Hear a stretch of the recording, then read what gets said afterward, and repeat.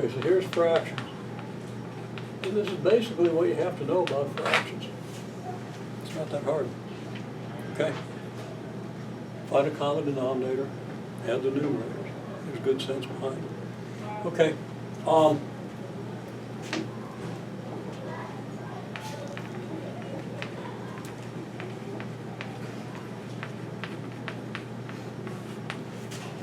Zero property of multiplication.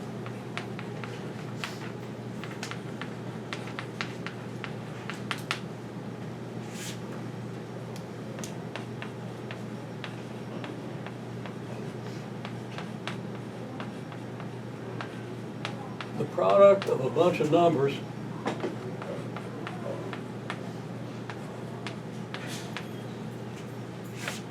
is zero if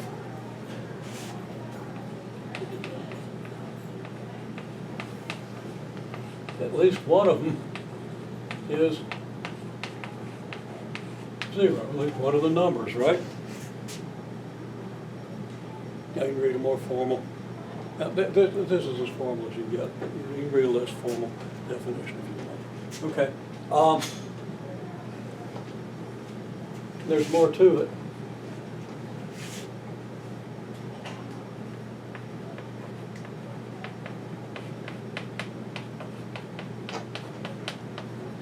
Getting very formal. And ain't if it ain't so. What do I mean by that? You got to be able to deconstruct formal mathematical language. Okay? What's the first ain't mean? Okay, I'll translate it for you.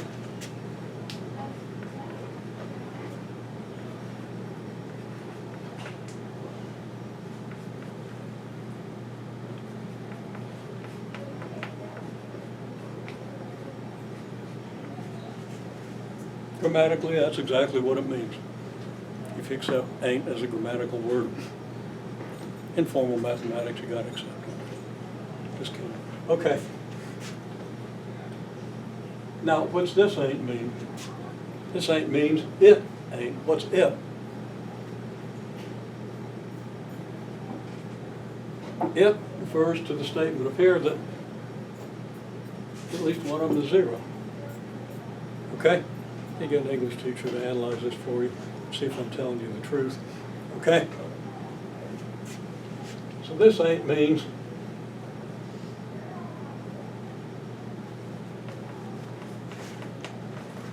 ain't so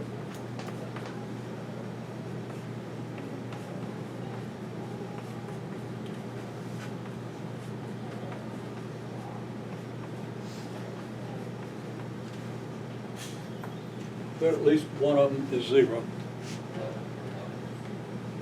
Okay? Now, application, we just used it down here.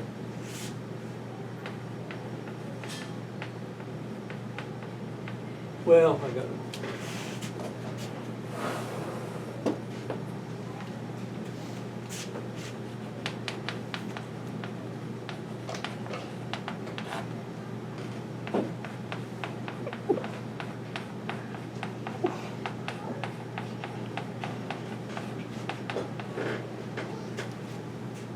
Say x plus 4 times x plus 5 times x plus 7 is 0 means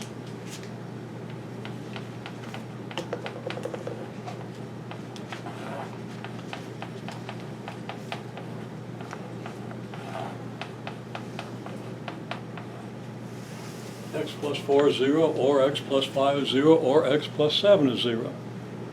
This is something you're supposed to have known. You're supposed to have learned in algebra. Okay? Part of the Algebra 2 curriculum, standard Algebra 2 curriculum, but people don't seem to know it and don't seem to want to apply it, but it's not hard. Okay? It's another thing, kind of like fractions. Something easy enough that a 10-year-old can learn it, and you learned it when you were 10, or 11, or 48, whatever. Most of you were 48, aren't you? You have trouble telling ages. Okay, so, easy to apply. You just have to, it's common sense. These things can't multiply out to 0 unless this is 0, or this one is 0, or this one is 0. So,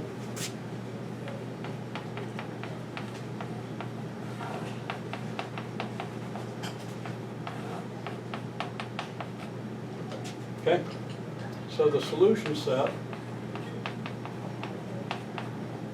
to the equation that I wrote up here, the product of these things is 0, is the set -4, -5, -7. That's the solution set. Okay? Now that's what we did in MCR yesterday. Because MCR is there to reinforce what you're supposed to know from algebra, right? But you see how this is going to be important for understanding things like this.